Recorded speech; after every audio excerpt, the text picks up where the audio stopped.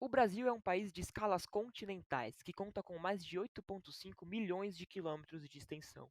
Isso, de fato, traz benefícios geográficos e geopolíticos para a nação. Mas com tanto espaço administrativo, se materializa no Brasil uma grande problemática socioespacial: o subdesenvolvimento urbano e infraestrutural de pequenas e remotas cidades brasileiras.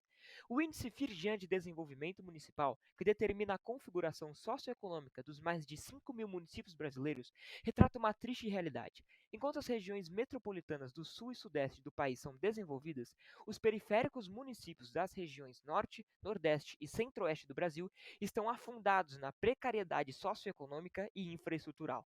No centro-oeste brasileiro, as grandes cidades que protagonizam a indústria agropecuária concentram toda a arquitetura urbana dessa região brasileira, o que gerou um preocupante êxodo rural que esvaziou socioeconômica e infraestruturalmente os pequenos municípios do centro-oeste.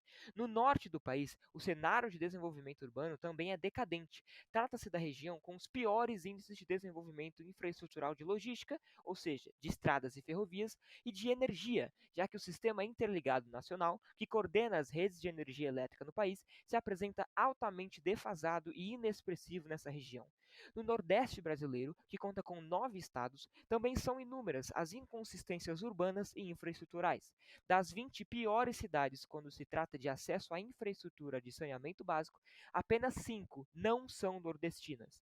A região Nordeste também se apresenta como a mais precária quando se fala de infraestrutura educacional.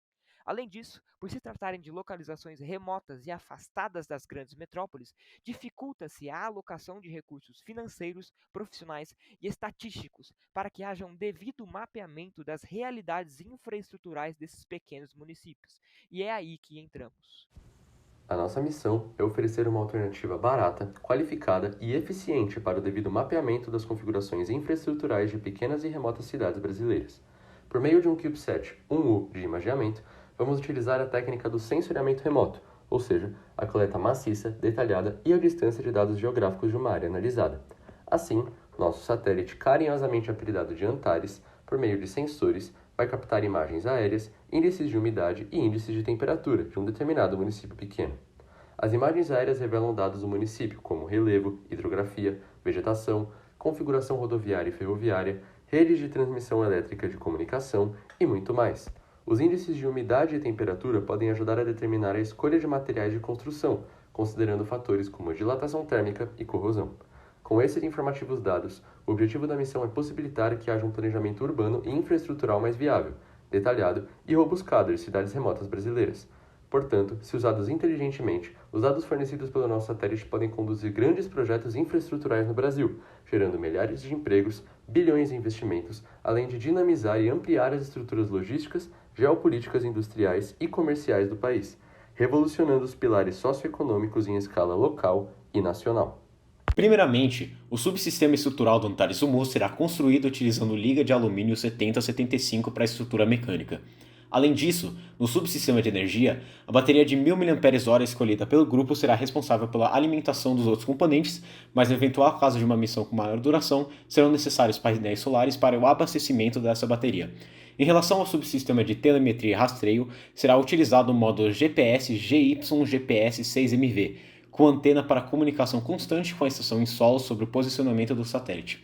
Para controlar e gerenciar a atitude, ou seja, a direção do satélite, no subsistema de determinação e controle de atitude será utilizado o torque magnético.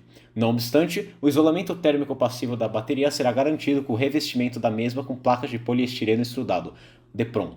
Sobre o payload, os sensores de temperatura e umidade fornecerão dados cruciais e a utilização da câmera ESP32 CAM garantirá a produção de imagens para a missão.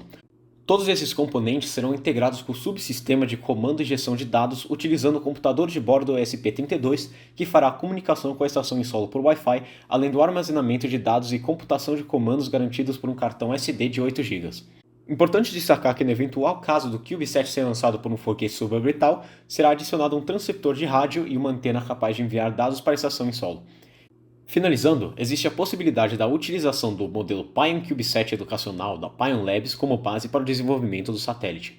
Com esse projeto, esperamos cumprir nossa missão de fornecer dados geográficos de imagens aéreas, temperatura e umidade para o planejamento urbano e infraestrutural de pequenos municípios brasileiros.